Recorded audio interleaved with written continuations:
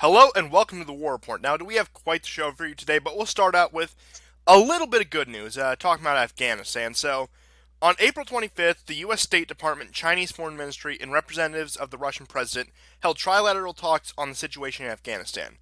Now, all three came to a consensus saying there should be a, quote, orderly and responsible withdrawal of all foreign troops from Afghanistan as part of the overall peace process. Now, the three countries also admitted to something key, which the U.S. has been in negotiations with the Taliban for about the past year and a half or so, almost 2 years at this point. And they've pretty much admitted that the Taliban has shown commitment to fighting ISIS and cutting ties with Al Qaeda. And for the 8 points of consensus for the meeting, I'll pull those up real quick. So while that loads, if you have any thoughts on the situation. Right, and Russia too has had direct meetings with the Taliban as well. I don't really like how serious this is, or how serious America is actually about leaving Afghanistan. Uh, I guess I'm a bit spooked after Syria. I don't hold anything out. Maybe a lot will depend on the Taliban. I mean, it's amazing, right, that the Taliban has become like the broker, but the Taliban isn't exactly uh, happy with having to negotiate with America, and they've mentioned this to Russia as well. Um, so, I see Russia being a big broker here. It also depends on what Russia and China can offer them. Yeah, and Um, as for the whole Syria spook thing, again, Afghanistan, I think the American people at least know we're there and are a bit more weary of it, so there might be more action there. I'm not saying we're going to get a full withdrawal or anything, but I'm saying it looks more hopeful for Afghanistan than not. well, I mean, that's a valid point. I hope they are able to leave. Now, the 8 points of consensus, I'll read them off right here. This is from Southfront. Number one, the three sides respect the sovereignty, independence, and territorial integrity of Afghanistan, as well as the right to choose its development path. The three sides prioritize the interests of the Afghan people in promoting a peace process. Number two, the three sides support an inclusive Afghan led, Afghan owned peace process and are ready to provide necessary assistance. The three sides have encouraged the Afghan Taliban to participate in peace talks with a broad representative Afghan delegation that includes the government as soon as possible. Towards the end of this, as agreed in Moscow on February 19, we will support a second round of intra Afghan dialogue in Doha, Qatar. Number three, the three sides support Afghan government's efforts to combat international terrorism and extremist organizations in Afghanistan. They take note of the Afghan Taliban's commitment to fight ISIS and cut ties with Al Qaeda, ETIM, and other international terrorist organizations. Ensure the areas they control will not be used to threaten any other country, and call on them to prevent terrorism, recruiting, training, and fundraising, as well as expel any known terrorist. Point number four. The three sides recognize Afghanistan's people's strong desire for a comprehensive ceasefire. As a first step, we call on all parties to agree on immediate and concrete steps to reduce violence. Number five, the three sides stress the importance of fighting illegal drug production and trafficking and call on the Afghan government and the Taliban to take necessary steps to eliminate the drug threat in Afghanistan. Number six, the three sides call for the orderly and responsible withdrawal from foreign troops. Number seven, they call for regional countries to support Afghanistan in this trilateral consensus, and they are ready to build a more extensive regional and international consensus on Afghanistan. And finally, number eight, they've agreed to a phased expansion of their constellations before the next trilateral meetings in Beijing. The date and composition of the meeting will be agreed upon through diplomatic channels. So, pretty much what's been happening for the past few years. I wouldn't make too much of it, but I'm Hmm. glad that dialogue has at least continued, especially with the way things have gone, especially between the U.S. and Russia. That they're at least still willing to talk about some issues such as this. But again, I wouldn't make too much of it, and I think even the American elite are getting weary of Afghanistan, and as we'll get into later in Venezuela, are looking for more places to test their new toys and make more profit for the war industry. But so I think there's a growing consensus, among America, amongst the establishment, the elite, the anti-establishment politicians, and the people that, yeah, Afghanistan isn't a winning issue. Right. And I would say that the more that China is able to flex its muscle and the more that Venezuela is delayed from having a coup, the more that persuades America to eventually leave Afghanistan. But I just love I love what the Taliban said. Notice also that this was is being held in Qatar. Now, last week there was a meeting also in Qatar that was canceled, and apparently the Taliban was not impressed with the Afghan delegation. It included actually government officials as well that were there personally, and the Taliban called them a wedding party. Okay, that's based. Absolutely. Not only is it based, it's also red pilled. But moving on, there has been much news out of Yemen, but things have picked up. So just a brief report on Yemen. Of course, here's your key for who the sides are, and of course, here's the map for our audience. So just to read, ceasefire violations have continued in Al Hudaydah. Saudi-led forces shelled civilian areas inside the city with mortars. Saudi-led forces targeted Eastern Hayes with 9 mortar shells. Saudi forces targeted the Jabiliya area in the Suhiyya district with 20 mortar shells. Pretty much Saudi Arabia is just continuing a shelling campaign, which is no surprise. And Saudi warplanes struck the Mustaba district in Hajj provinces 5 times. Ansar Allah fired 1 missile at Saudi army positions at the Akafah military base in Nar Najran province. These Arabic names are something else, man. Clashes between Ansar Allah and Saudi forces continue at the Ella border crossing and Rabua area, and clashes were reported at the Kana or and Bayada province. So pretty much in the map you can see right here, you can see all the locations. You could probably put two and two together. I trust my audience. I believe they're very high IQ individuals, but things are heating. I wouldn't say heating up in Yemen, but they're picking up because things, especially after Saudi Arabia tarnished its international reputation with the Khashoggi things really grinded to a halt in Yemen. Not entirely, but a lot. And you're seeing as the outrage about that and Saudi Arabia in general has died down, Saudi action is picking back up, and of course so is anti-Saudi forces such as the Houthis, which you'll see here in the red and on the map. So yeah, I just think it's interesting that as soon as the outrage dies down, Saudi Arabia just picks right back up with it. And of course, as soon as Trump, issues that veto, so again, not many major developments, but still keep your eye on it. Right, and there was a we should mention that the government has been moved to Aden, which is in a government held area. Although there are a lot of Houthi sympathizers there as well. They did try to convene parliament there, and the locals in Aden stopped it. However, according to some sources, there was a vote, and what they're trying to do is broker a deal to stop the war, essentially. And according to Al Masmari sources, 134 MPs attended this meeting, while it takes 138 to actually legalize the session. Now, the coalition, these are a coalition that includes Saudi Arabia, are claiming that 141 were there, and that, therefore they're going to legalize this. However, I don't really see how this is going to tip the scales. The Houthis in their area in the West, of course, are now forming like their own governments and their own voting.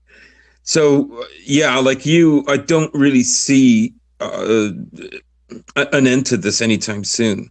Now, what's interesting about this is, for those of you who know anything about the Cold War, about how Yemen was split, the borders that the Houthis control in the red are pretty much the same borders as North Yemen was before they reunified in the 90s. So what you're pretty much seeing is you're pretty much seeing Yemen go back to the way it was for most of his existence as, I suppose you could say, an independent country. So, I mean, if I had to guess on how the conflict's going to end, it would probably end with the creation of two states, with of course Saudi Arabia, and Iran just prodding each other using those two states. But that seems like the most logical and least bloody conclusion to this conflict, which again was inevitable. You consider once the reunification happened, the different, especially religious differences.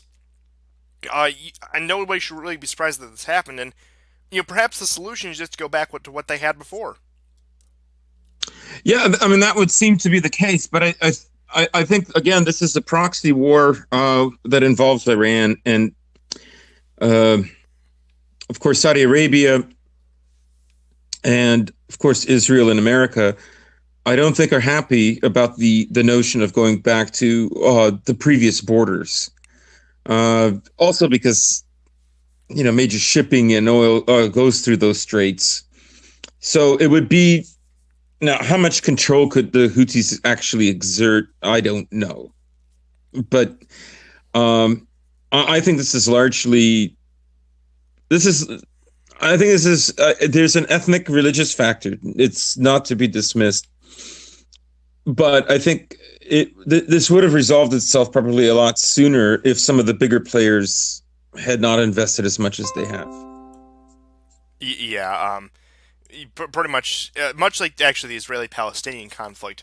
This has been fueled by the outside. Like, for if they were just left to their own device, this conflict probably would have been over within, I don't know, 2 years. But we'll move on to, let's see, Syria. Now, there's been a few developments out of Syria. You could say some major stuff, but nothing like, it's World War III. Nothing like last year. But let me just pull up my map and key here. So, just as a brief report of some things on the ground before I get into some of the other stuff involving Russia in Syria. So, ISIS carried out a series of new attacks on SAA positions between Palmyra and Suqa. 8 soldiers were captured and executed. Two people were injured in a car bomb explosion in Idlib city. Now, you keep in mind Idlib, you're seeing a lot of fighting between HTS, ISIS, and Turkish-backed forces. And there has also been multiple ceasefire violations reported in western Aleppo, northern Hama, and southern Idlib. The evacuations of civilians from the Al Rukba refugee camp was almost fully disrupted, and SDF continues security operations along the Euphrates Bank near the Iraqi border. Drone strikes at the Russian airbase in Latakia have increased, and it seems that the opposition feels emboldened by recent U.S. sanctions on Syria.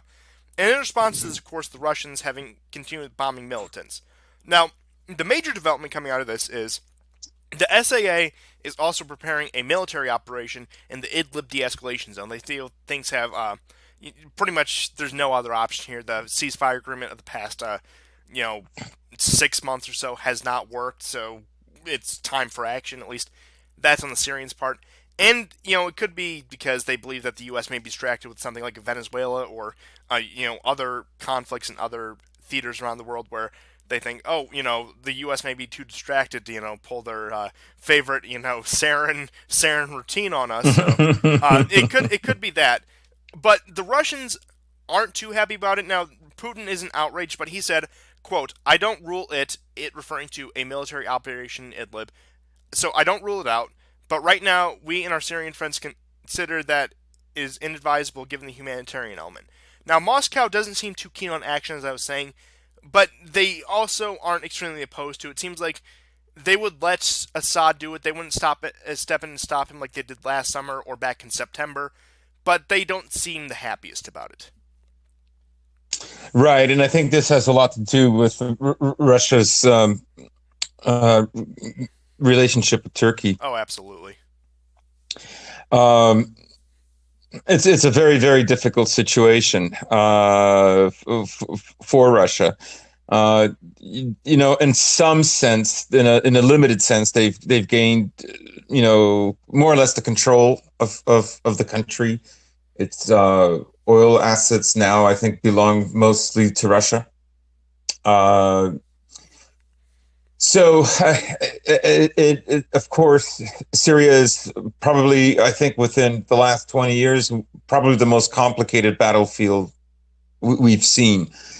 And I don't know what kind of support they could give to the Syrian army, all things considered. What could they offer Turkey? but the problem is that the Turkmen in Idlib and the other factions that are hiding in there, although they are even fighting amongst themselves, they are nonetheless making incursions and using it as a zone, as a safety zone, to attack positions that belong to Russia or are in concert with Syria, like Latakia, for instance. Yeah, I mean, we have to look at it. If it were, I don't know, say September of 2018, or July of 2018, which is when we also thought there was going to be an Idlib offensive, which it looks like now there pretty much is. Now I said that other two times, but I'm gonna say almost certainly there's now. If Russia were too opposed to it, they would say, "Okay, no more air support. We're not standing by this. We have nothing to do with this," and they would not be striking the militant targets that they continue to strike now. But there had That's true. That's true. They are actually, yeah. I mean, it's not the offensive that everybody was. A lot of people in the West were scared of, but yes, that is true. They are nonetheless helping the Syrian army. Yeah, and my prediction for this, of course, Turkey isn't going to be happy. They don't want to lose their buffer zone. But Turkey, I wouldn't say has burned its bridges to the west, but it pretty closely has burned its bridges to the west, and isn't really in a position to negotiate with Russia on that grand of a scale. Yeah, I mean, there's another not side, but another issue involving Idlib. Those Turkmen, you know, yes, I would think that it's in Turkey's long-term interest to keep them loyal to Turkey itself as a state within Syria. I understand that. I get that, right? However, the Kurdish area north of the Euphrates, well, that can be ramped up too. So, as we discussed on some previous episodes, the Kurds in that area of Syria have actually an office in Moscow, so they can petition. They can go there. So I agree with you that some kind of offensive, maybe it will be slow and it will gradually build up. I mean, it has already started, but Idlib is not a long-term solution, and Russia does have. And so does Syria. They do have, by way of the Kurds, ways to exert pressure on Turkey. And Turkey wouldn't lose any territory. They would simply accept that they're in Syrian territory. Yeah, it's not like they're asking to push into Turkish territory. It's ceding at this point pretty much what is occupied foreign territory. And as you were saying, the Kurds in the SDF or YPG or whatever we're calling it nowadays, they have diplomatic ties to Moscow. They have an office in Moscow, and they've been in negotiations with the Assad government for what, the past year and a half or so. So, yeah, Yeah. that giant patch of yellow you see on the map right here, that is the Yeah. greatest tool the Russians and the Syrians have against Turkey. And Turkey's probably going to have to take its losses and lick its wounds. But at the end of the day, they you could say foolishly, you could say pragmatically, they shut off the United States. I mean, at least under Trump and Erdogan, until one of them leaves office to the other, U.S.-Turkish relations aren't getting better. And I would say even after one or even both leave office, it's unlikely that it will ever be what they were before. Right. And I think also Turkey's main concern probably now is, and Europe by extension, what to do with the new refugees once Idlib goes on a much grander scale of operations. Turkey already has 3.5 million Syrian refugees that has been taken care of for years now. Is it going to be worth it? I can understand this is another reason why they wouldn't want, a military operation against, some of the jihadists and the Turkmen there. But the truth is, Turkey has, they have a way that they can alleviate the situation. They don't have to keep stoking it.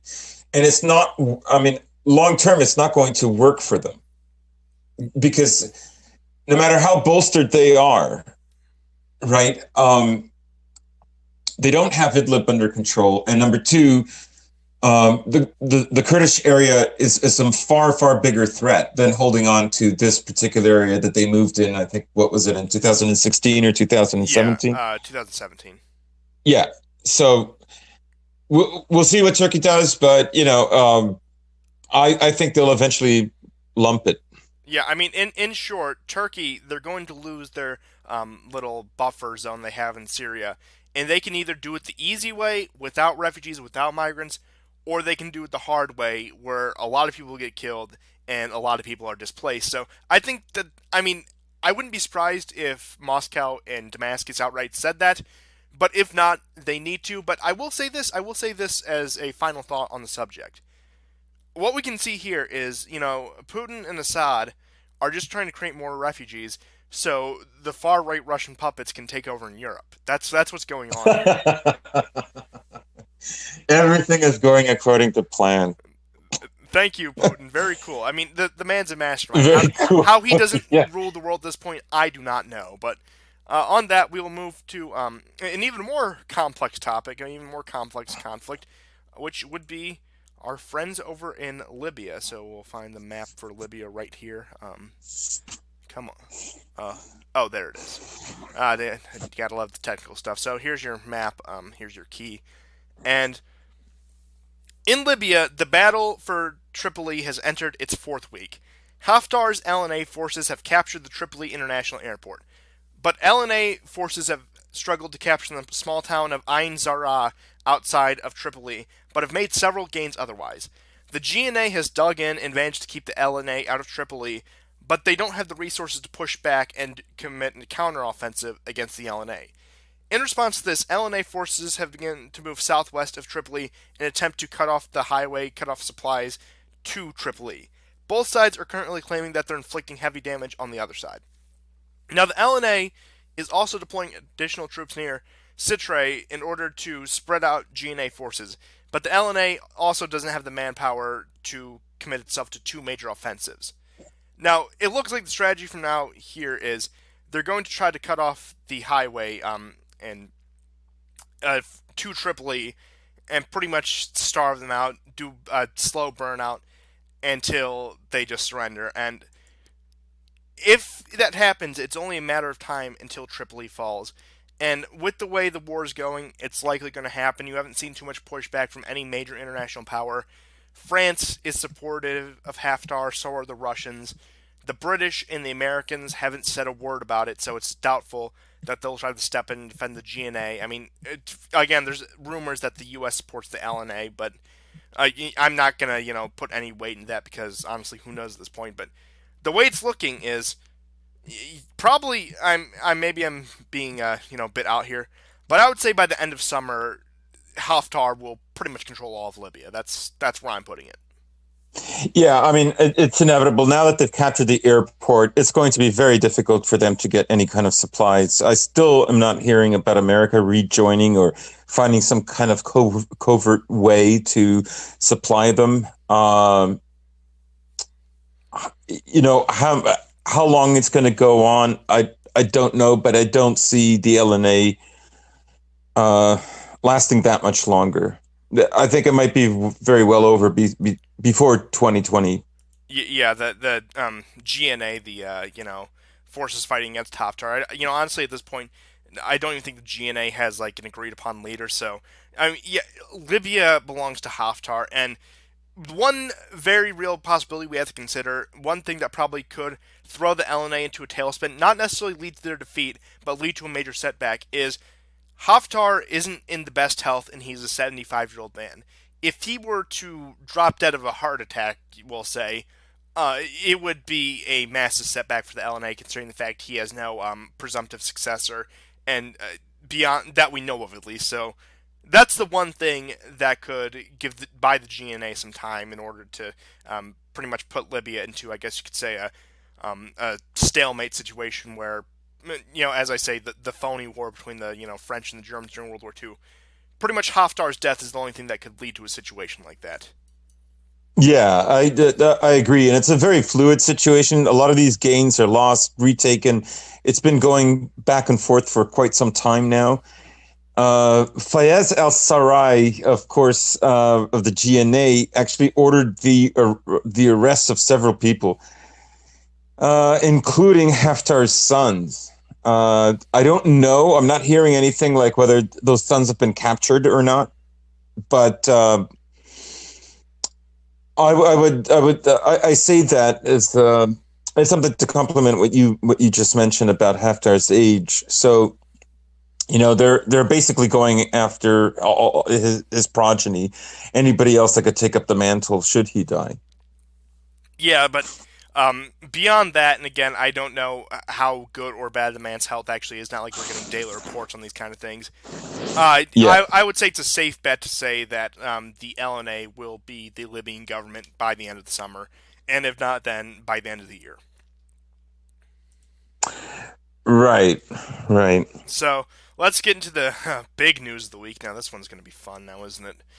So, yesterday in Venezuela, our good friend Juan Guaido, with several other military officers, tried to seize power. Now, this, of course, massively backfired, leading to pro-government and pro-opposition figures clashing with each other in the streets. Of course, you saw the, armored vehicle trying to run over a crowd. Now, at that point, I've heard so many conflicting reports. I don't know what the crowd was, whether they were opposition or government. I don't know what the armored vehicle was, whether it was the opposition or government. I don't know if it was like a blue on blue fire kind of situation. Again, it's absolute chaos, and anyone trying to ascribe whether they know the exact details is a liar and a propagandist, no matter who they're advocating for. I'm going to outright say that. So, of course, the United States was outraged. Of course, Bolton and Pompeo were out there making their statements, flailing their arms, and, using our massive military power definitely to our own interest. We deployed 2 carrier groups to the coast of Venezuela.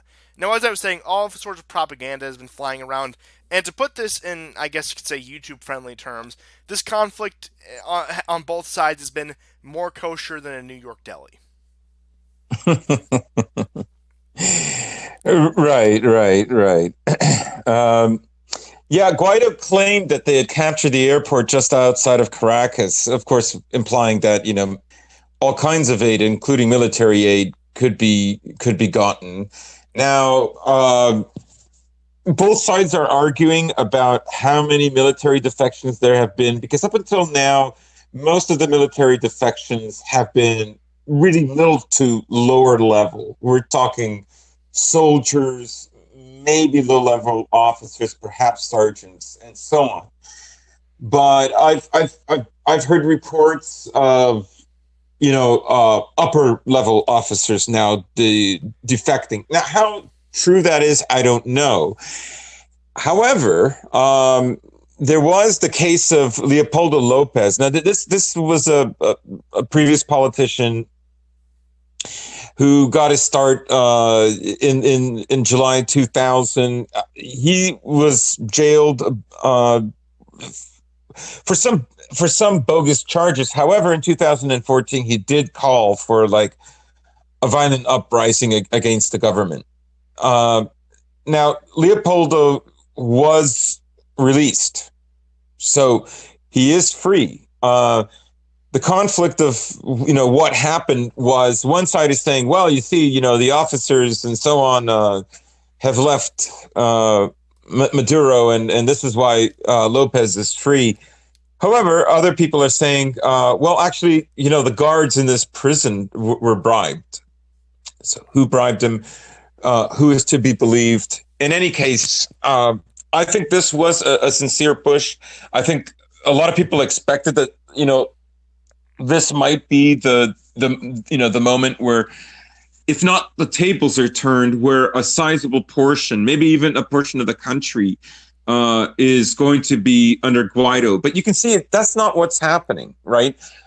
On a fundamental level, Venezuela is very much about, it is, I suppose, a class and ideological conflict, because we don't have regions where the one is controlled by Guaido and the other one is controlled by Maduro. Everything that's going to happen is going to happen basically in what happens in Caracas. Yeah.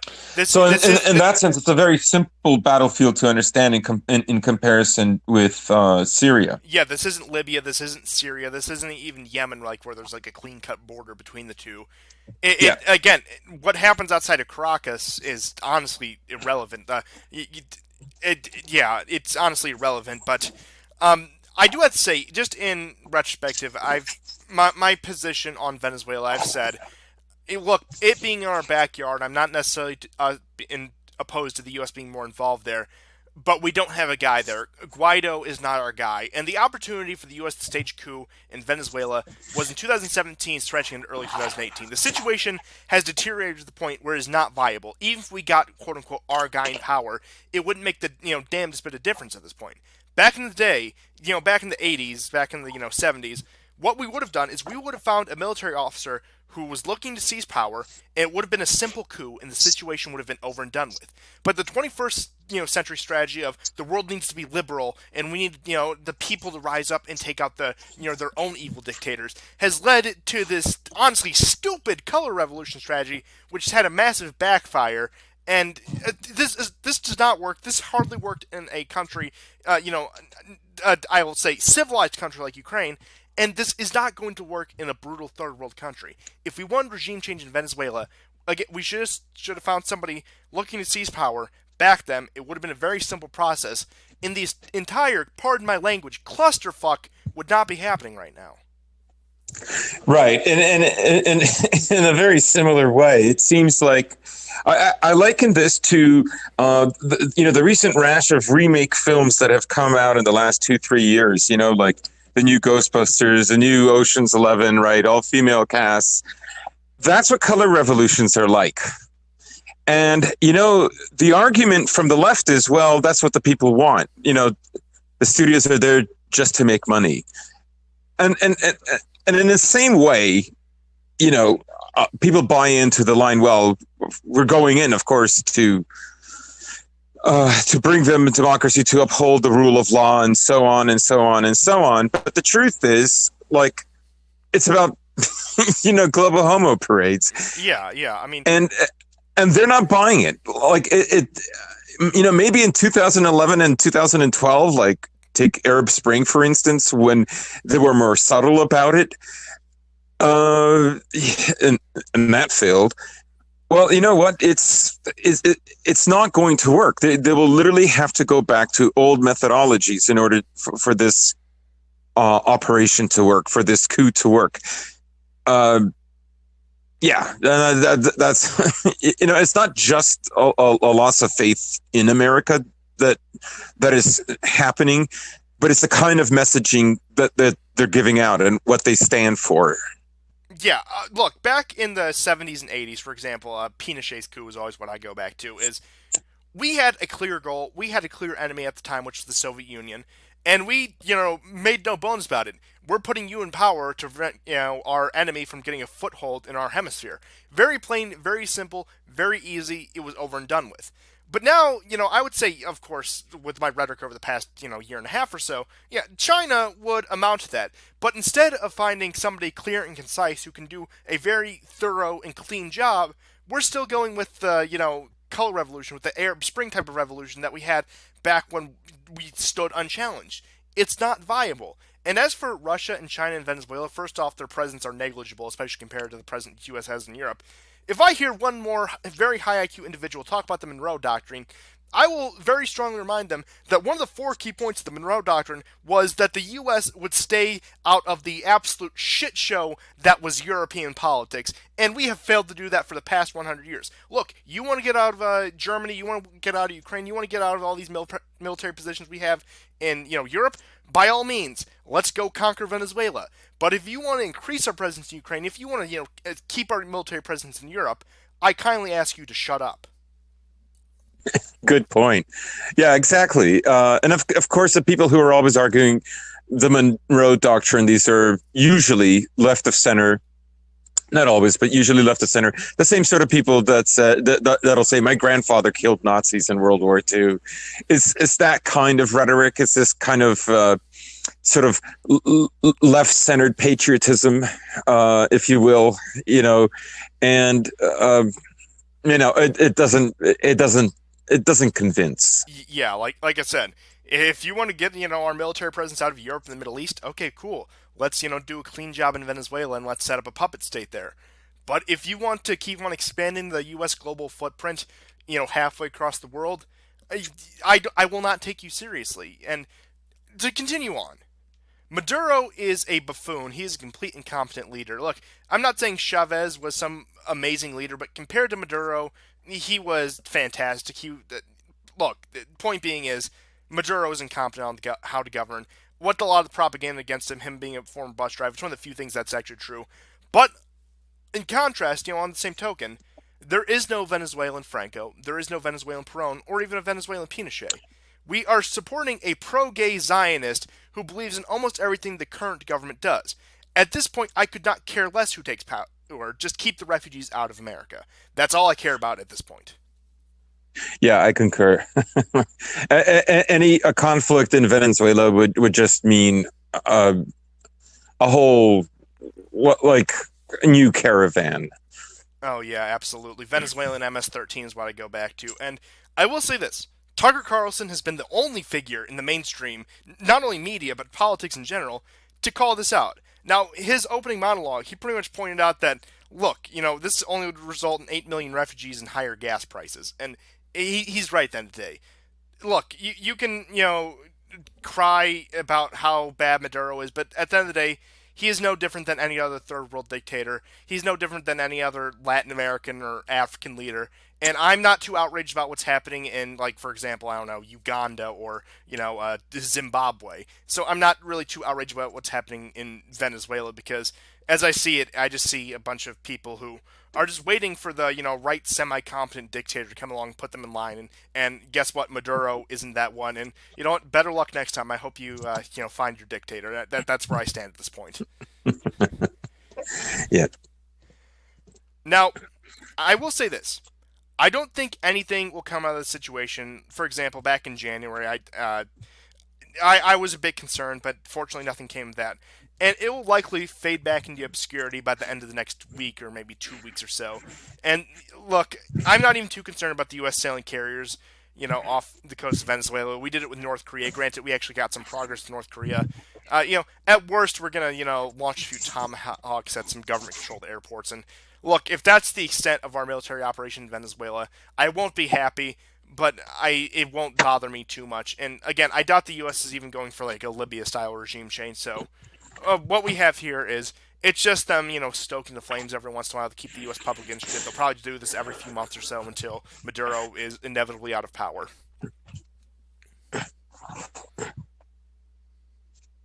Yeah, I think that's the basic plan. It's just gradual grinding pressure until he succeeds from office. Yeah, I mean, it's this U.S. strategy where we can't decide whether we want to, overthrow every dictator in the world or not be involved. So we struck this really weird balance which combines the worst of both worlds. Yeah, and it's always dictators with like resources, and the other thing that we should keep in mind is if you look at the evolution of civilizations, they begin with rivers.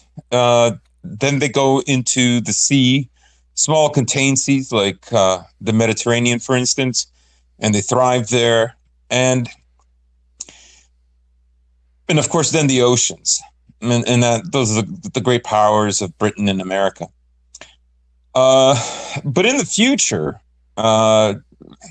especially for satellites and, for lack of a better term, Star Wars or Space Wars or what have you, the equator is going to become very important because that's the easiest place to launch. Part of this stratagem could include that as well. It's not, nearly just about the oil, although I think that is a part of it. But we're going to see probably, I won't, but maybe if you're in your teens or 20s, in the next 30, 40 years, you're going to see conflict zones around those areas around the equator become also very important. Yeah, and note to self: find a new co-host in the next 30 years, because apparently your shelf life isn't as long as I expected. So bad investment. I'm tempted to just fire you right now. But in all seriousness, France is pretty much, they're also revolting against their government, but nobody seems to be care about that one.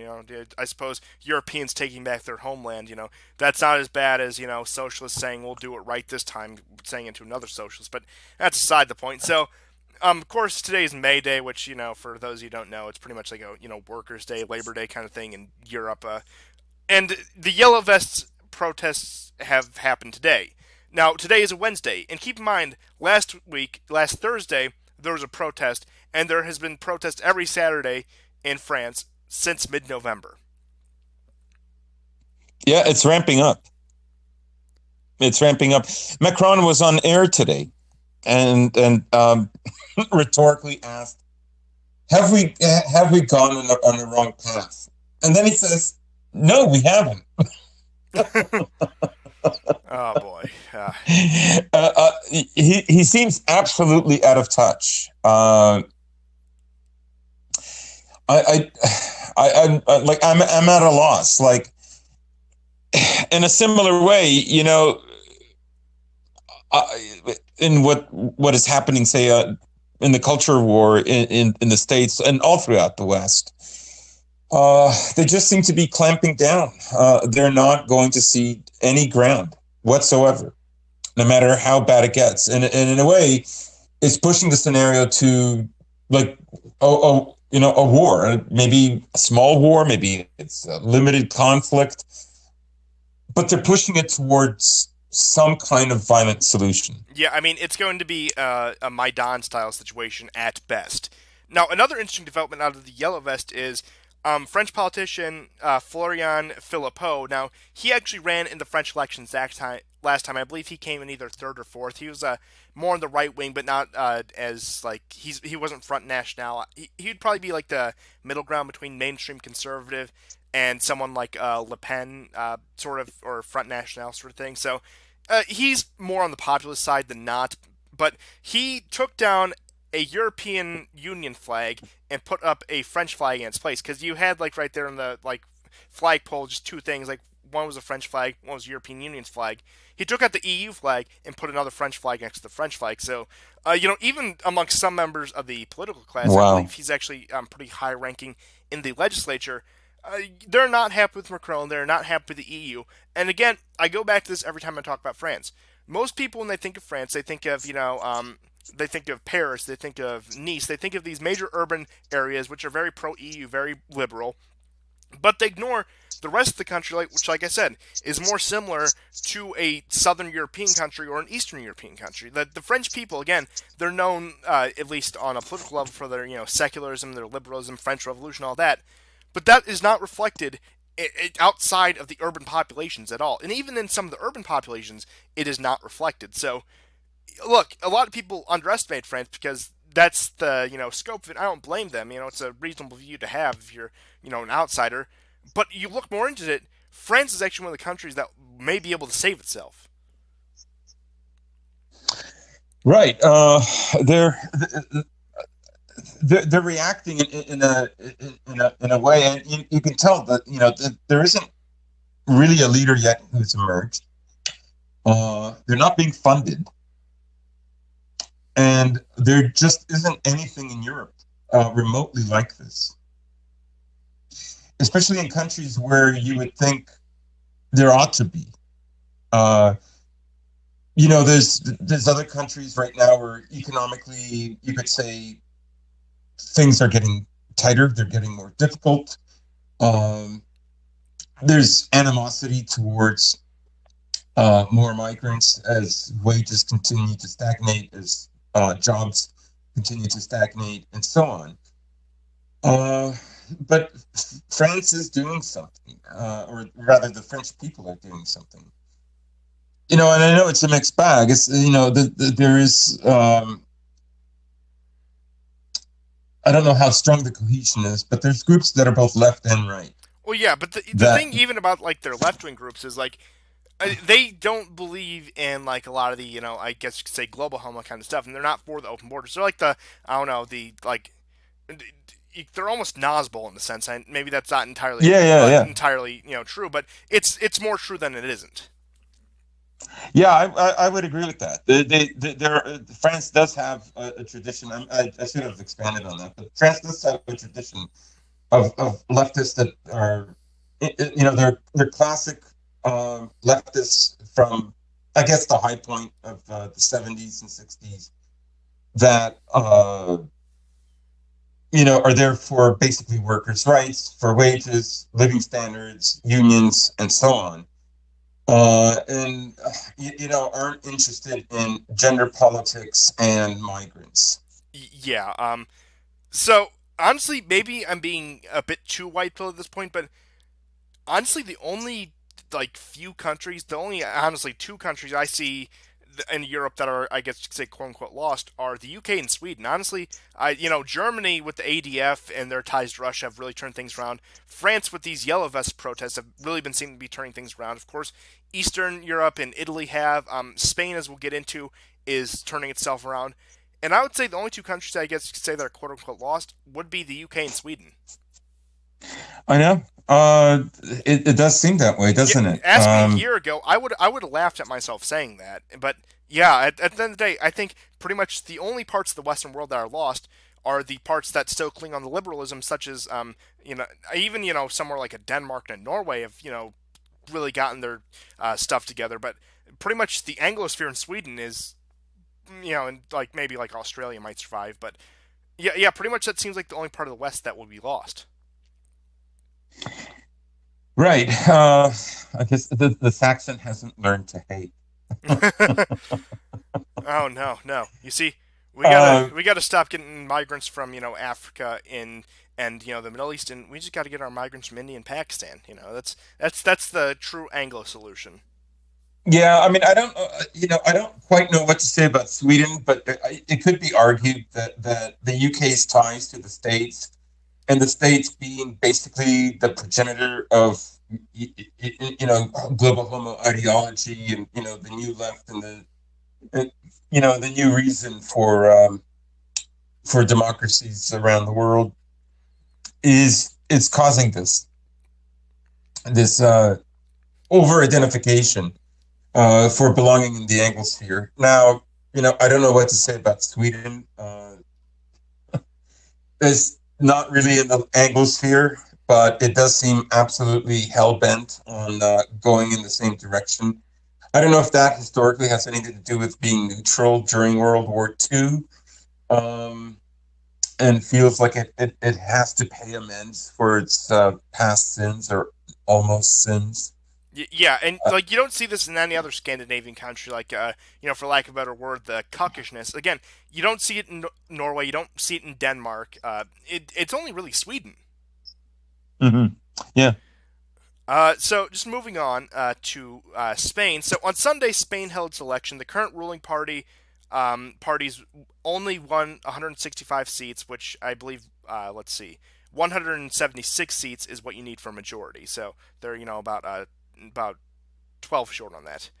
And the socialist PSOE, which is the senior party in the ruling coalition, won 123 seats, while the center-left junior party in the coalition, the United Party or UP, won 42 seats. The center-right Citizens Party won 57 seats. The Conservative Popular Party won 66 seats, and the up-and-coming right-wing populist Vox Party made their entrance into parliament with 24 seats. Now, the largest drop amongst any party was from the center-right and conservatives, who had ineptly governed the country up until June of last year. Many of those voters defected to Vox, which is why you've seen them spike. Now, in order to form a coalition, you would have to have control of 176 seats. As it stands, the only two coalitions that could reach that would be the first one that are the socialists and the center right, both of which are vehemently opposed to it. And the second one would have to be the socialist PSOE with a coalition of several pro independence parties. So you'd have the PSOE at 23, you would have the Podemos at 42, PNV at 6, CCA, PMC at 2, and the Compromise at 1, and the pro Catalonian parties at 15 seats. Uh, and several other parties, but pretty much that would form a coalition of 99 seats. And that's if they really pander to the independents and the, Basque and the Catalonians. And it would be a very, very fragile coalition, and it would cause right-wing nationalism to grow. Because as, of course, ethnic tensions increase amongst the Catalonians and the Basques, your average Spaniard is going to say, that's our territory, that's historically ours, we're not going to stand for a government that's going to cede ground to them, and the right will grow in response. So at this point, Spain has a hung parliament, so unless they go for that, quite literally diversity coalition, they can't form a government and will likely have to hold another election. So things are looking, even though they didn't have any solid victory, things are looking good for the right wing and the populace in Spain. Right. Well, what do you think about the possibility of Vox and the center-right party or parties forming a coalition? They would only have. Is that possible? They would only have 142 seats, I think. Yeah, so they would fall short of the 176. Right. Right. Right. Yeah, I doubt the previous coalition of the independence movements. I mean, that doesn't seem possible, honestly. Because the platforms are so narrow and so specific. It's it wouldn't be a difficult, as you mentioned, it wouldn't be a difficult proposition to undermine. I mean, you've already seen borderline physical confrontation between Vox and pro-independence movements. So if they try to form a coalition, things are not going to be pretty in Spain. I'm not saying you're going to get Yellow Vest level of protest, but there will be political violence in Spain if they go for the, I guess you could say suicidal coalition, as I'm going to term it. I like diversity coalition, but I think this is more accurate. But at the end of the day, I think, yeah, they're probably going to be forced to hold another election, probably, I don't know, sometime in May or, early June. So look forward to that. And, I imagine if they try to form the coalition and it falls through, even trying to form it will, stoke outrage amongst even the average Spaniard, which will probably drive them to the right-wing party. So by the end of this, we could have a, populist Spain, which I'm not going to say I'm entirely predicting that, but it's a very real possibility. Mm-hmm. So I just want to close out the show with the last couple of stories. Some of them are more humorous than not, but one of them is a bit more serious. So following the announcement that residents of the Donbass would be able to obtain Russian passports in 3 months, Vladimir Putin has come out and said, quote, "We're thinking of granting Russian citizenship to Ukrainians under a simplified process." Now, it's estimated that this, of course, would cost Russia $1.5 billion USD. Now, this would actually benefit Russia because it would help to remedy their demographic problems, and they would be accepting millions of immigrants that are not only culturally similar, but in a good amount of the cases are actual ethnic Russians themselves, and they would be of actual benefit, unlike the mass migration of the West from cultures that are completely different and incompatible. They're accepting people that they historically ruled, or people who are part of the main ethnic group just living abroad. Right. The only thing I worry about is what will happen to Donbass? What will happen to the residents there? Will they stay there? 2.5 million Ukrainians have already left Ukraine for Russia, first of all. And I believe it's about 1.5 million that have left for Poland or for the West. I know Zelensky counter-offered he counter-offered citizenship for Russians if they're tired of living under a dictator like Putin. It's just so sad. Russian television just laughs at this stuff. They, the comedian never stops. Yeah, I have a feeling that Zelensky is going to be taking petty jabs at Russia while not doing much more. The beginning of his presidency, which I'm not sure whether he's taken office yet or is about to take office. Do you know? I don't know yet. I mean, I assume it'll be complete by May. Yeah, there's usually a bit before the end of May. Yeah, there's usually a bit of a transition process, especially in presidential systems. But I'm feeling it's mostly him going to be taking jabs. But with the Russians offering this to Ukraine, the pro-Russian Ukrainians and the Russians in Ukraine, especially if the situation gets worse, especially with these language laws they're trying to push through, as ethnic tensions rise, we're just going to see a massive drain out of Ukraine, because the ones that are pro-Russia, they're going to move to Russia, And the ones that hate Russia, again, they're going to go to Poland. They're going to go to the West because at the end of the day, they don't want to stick around for that. They don't want to stick around for that chaos. And if they have an out, they're going to take it. And of course, the West, they love cheap migrant labor. I know some people will say they only like it from non-white countries, which in a large part is true. But they'll take it from some second world Slavic countries. Well, anyone who will do the work cheaper than the native population, they'll accept. Now they may assimilate better, but at the end of the day, the only color they see is green, and I do not say that in a positive sense. A lot of people say like it's a good thing. I do not see it as a good thing, but that rambling aside the point. But yeah, Ukraine, I imagine, is going to see a massive population decrease over the coming years. Right. I mean, they've already lost 4 million in 5 years. It's 1 million a year that are leaving. A lot of them have ended up in Poland. By far, it's the majority. Many of them, the numbers are far smaller all throughout Western Europe. It's a move that I think perhaps Putin should have done a long time ago, but here we are. It's done. My question is how many people are going to be leaving the Donbass? I know the Russian ruble is being extensively used in the Donbass anyways. Yeah, that's been going on for years. But clearly this will be a blow to Ukraine, because I think this is aimed more at your average Ukrainian living in Kiev, not so much Donbass, because of course Russia's already accepted 2.5 million, and a lot of them are almost exclusively from Eastern Ukraine. So this is going to play out very interestingly, I think.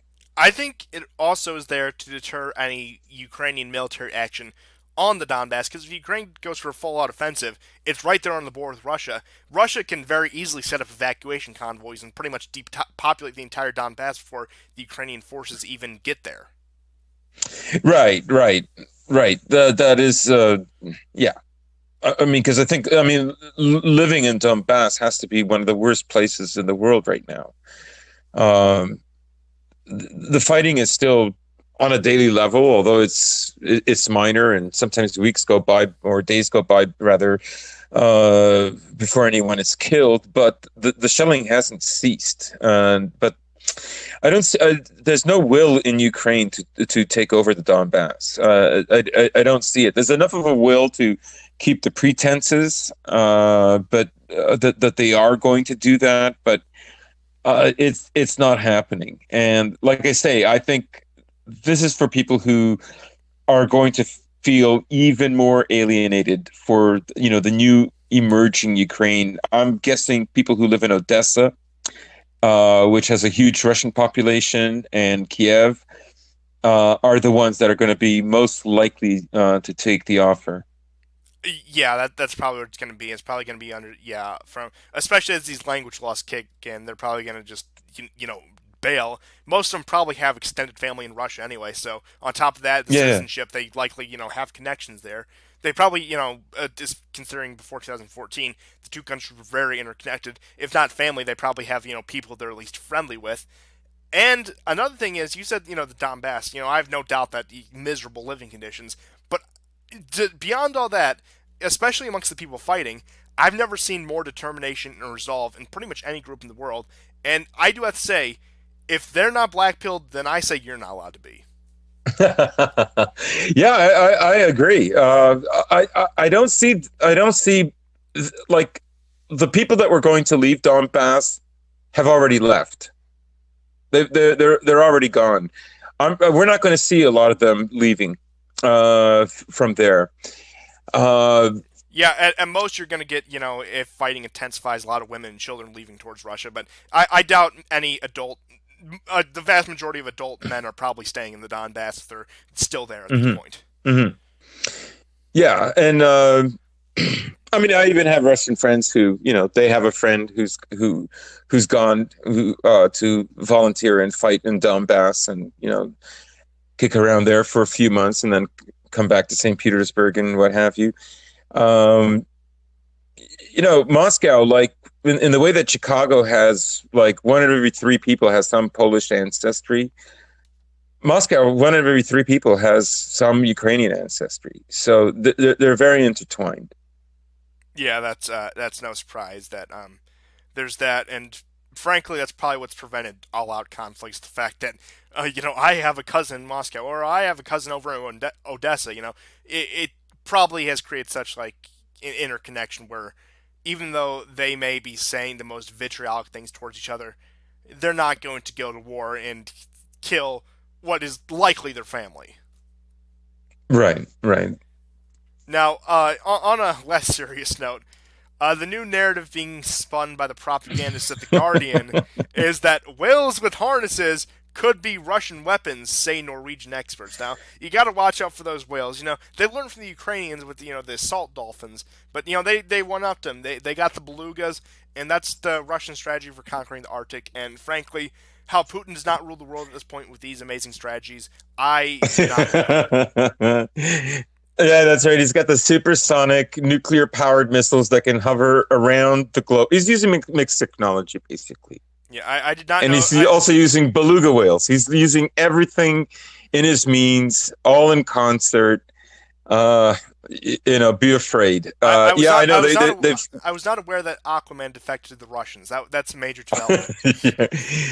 That's right. Like those two Ukrainian sea dolphins that defected to the Russian side. That was hilarious. I still remember that, even though it was like 4 or 5 years ago. But yeah, so this beluga whale that the Norwegians seized had a harness, and there was a label on it indicating that it was from St. Petersburg. However, it was written in English.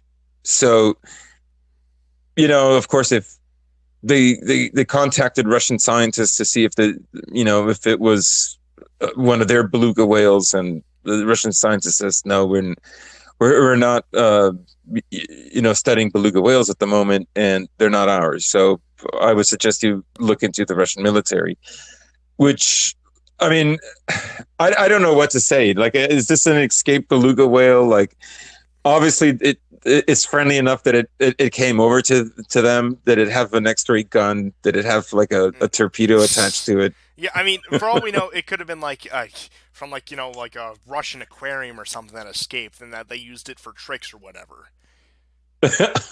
I know. Yeah, that was very funny. I mean, but okay, so the narrative in 2013 is Russia. They're just going to genocide the gay people, which never happened. 2015 is they were going to just sweep across Ukraine and Eastern Europe and reestablish the Warsaw Pact. Never happened. 2017 said that they hacked the election and Trump was completely under the control. Never happened. 2019 we're to the point where the propaganda is so sloppy that they're fear mongering about war belugas.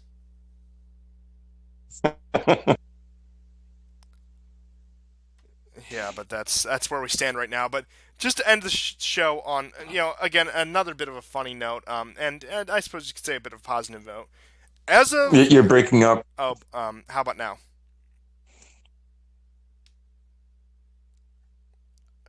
Testing. Technical difficulties. Wonderful time. Thank you. Yeah, you're good. Okay. So, I suppose that's my sign to, wrap up the show, which I have a couple short topics left. So, Japan's new emperor took the throne today, and pretty much he promised an era of peace and unity. You recall the Hirohito promised the Reiwa, which is the era of strength and peace. So it was a nice ceremony. It was I imagine very morale boosting for the Japanese, which, considering the way the Japanese have gone, they've had a lot of successes lately, especially when it comes to rebuilding their military. It's probably just going to despite being symbolic, probably just a massive morale boost for the Japanese people and political class and military, just all around. Yeah, you see this ability for them to unify. You saw it with Fukushima, old people going into highly radioactive areas to do the work that was to be done, and knowing that they would shorten their lives for doing that. And why do they do it? Well, because they feel like the country is essentially interrelated, that they are, a very large extended family. And, I know the emperor doesn't have at the moment the same kind, or hasn't had the same kind of importance, prior to World War II, but that can change. And it may not, but I think it's probably a happy moment for them. Yeah, I mean, it could change in a time of like national crisis, for example, another Fukushima, or for example, if China and Japan not necessarily go to war, but go to head over some of these disputed islands or disputed sea territory. The emperor could be a very key figure in this, despite not holding any actual political power. He could end up, I'm not going to say govern the country, but he could end up being a figure that unifies the country and that is very cooperative with the government. So again, people like to always think back to modern monarchies like the British royals. I mean, these people are glorified reality TV stars. We're hearing about their alleged affairs and like well, what's X, Y, and Z doing today? Again, they're just glorified reality TV stars. The Japanese emperor is still a respected cultural figure of a respected cultural institution. Right, and they are still, their monarchy, by the way, is a monarchy that more or less resembles what the average Japanese looks like. They're not an opportunistic politician who is looking short-term gain, who will lie in order to get that short-term gain. I mean, that's part of the psychosis of democracy, is that it attracts these types of people that are not necessarily great people, because they're so interested. It attracts glorified criminals and swindlers. I mean, the saying goes is, politics is show business for the ugly. Right, and then you can see their fealty that they have with Hollywood. These are people obsessed with being liked, and being liked by the most amount of people. Because, of course, there's rewards for that. But, a monarchy isn't like that. And a monarchy also, in a very fundamental way, represents, the organic nature of societies, of a family. And that's something that everyone in the country can identify with. Yeah, and a couple points to add to that is, up until the end of the World War II, the Japanese emperor was considered divine and part of the Shinto religion. Which Shinto religion, most Japanese people don't believe in a god or a higher power, but Shintoism as a cultural institution is still very highly respected. And number 2 is, you were talking about how like the emperor looks like the Japanese people. I mean, the British monarchy, they may be white, Meghan Markle jokes aside, but they're Germans. They're ethnically Germans. The Japanese royal family are ethnically Japanese. Right. Yeah. Oh, yeah. You cut out a little there. If Europe's legacy has been, implicitly German after the fall of Rome. All the great royal houses lead back to German stock.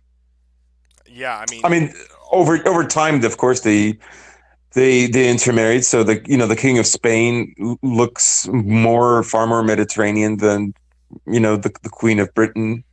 Yeah, and on. I think the current King of Spain, I think he actually has a lot of French blood in him, like House of Bourbon sort of thing. But yeah, it's interesting, since you have these people who, yeah, they look like the population kind of, but ethnically, their backgrounds, the spit tube test, they wouldn't resemble most of the population. Right. Yeah, that is true. That is true. Yeah.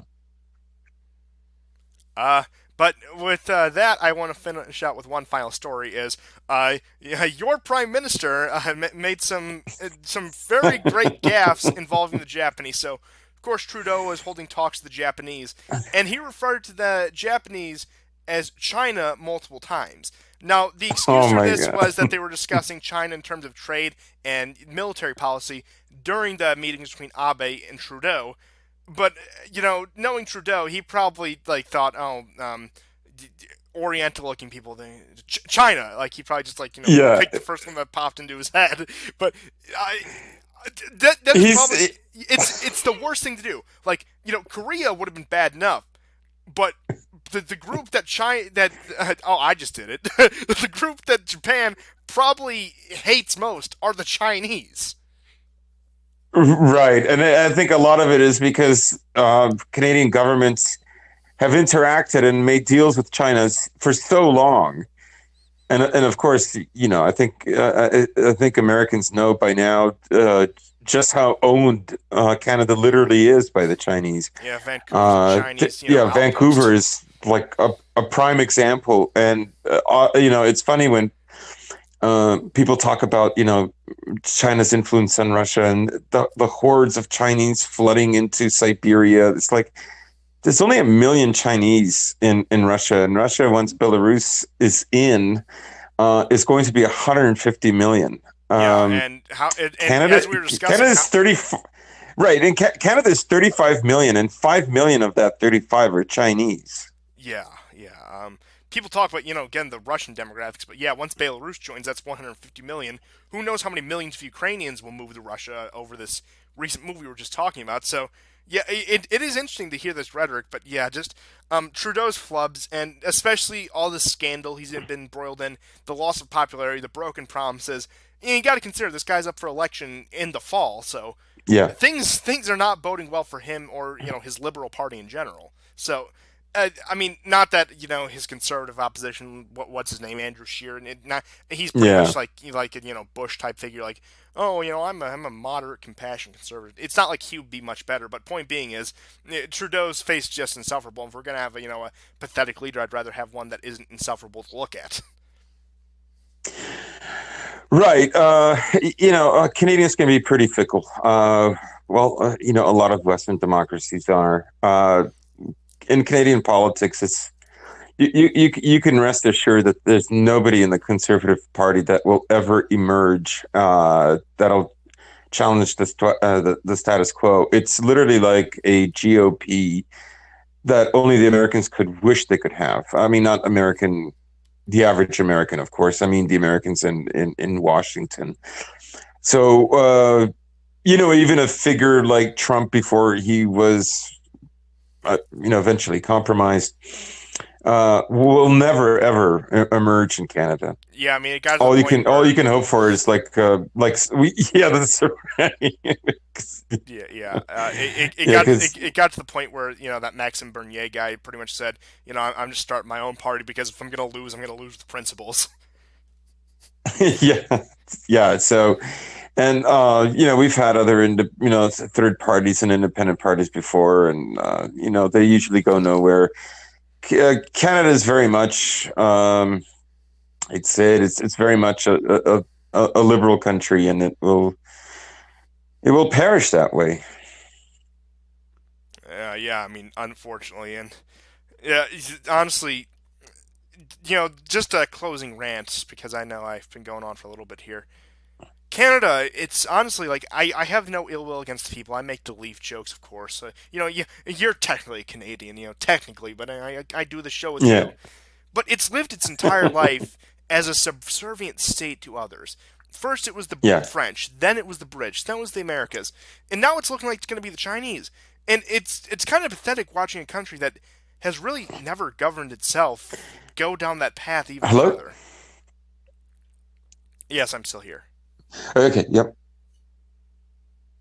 Yeah, but as I was saying, it's pathetic to watch a country that's never governed itself just go down that path even further, and that's pretty much all I have to say for the show. Yeah. Sadly, I might be speaking to you in Mandarin the next show next week. Yeah, yeah. Press F for Canada is my final word. So we will see you guys next time. Of course. Yeah. Hopefully Thanks, guys. things pick up with the European elections, which are happening, I believe, in 3 weeks. So we'll see you then, and goodbye.